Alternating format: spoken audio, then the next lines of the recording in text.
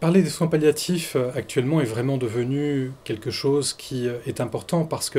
notre civilisation, entre guillemets, redécouvre la question de la mort et le fait que, après avoir un petit peu été délaissé, c'est-à-dire que les rituels autour de la mort, en tout cas en Occident, ont commencé à disparaître un petit peu, il y a une nécessité à la fois sociale, mais aussi bien sûr médicale et psychologique, à reparler de cette dimension-là et surtout à essayer d'inventer et de mettre en place des stratégies de prise en charge qui permettent de respecter à la fois le patient, son désir, et également ce qui reste après le trépas du patient, c'est-à-dire son entourage, la famille notamment qui va être présente, dont il est aussi question quand on prend en charge la dimension palliative d'une situation, et puis aussi les soignants, c'est-à-dire les thérapeutes qui vont œuvrer pendant un temps, qui peut aller de quelques jours à plusieurs mois, parfois des années, en soins palliatifs, et qui eux aussi, d'une certaine façon, sont impactés par la situation et qui doivent pouvoir retrouver comme ça à la fois le fil de la vie, mais aussi le fil de leur pratique,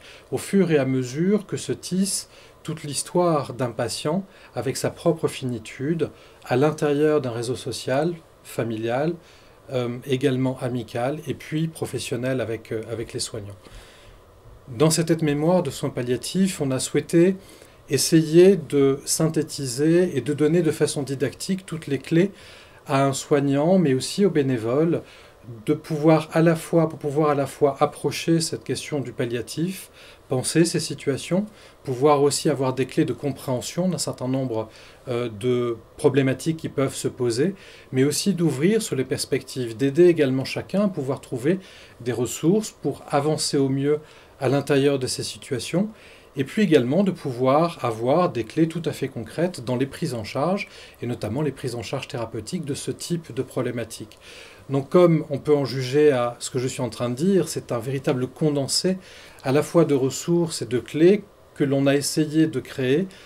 à la fois les coordinateurs, mais aussi bien sûr tous les contributeurs, en s'adressant à la fois aux soignants, aux psychologues, également aux bénévoles, et essayer d'approcher cette culture commune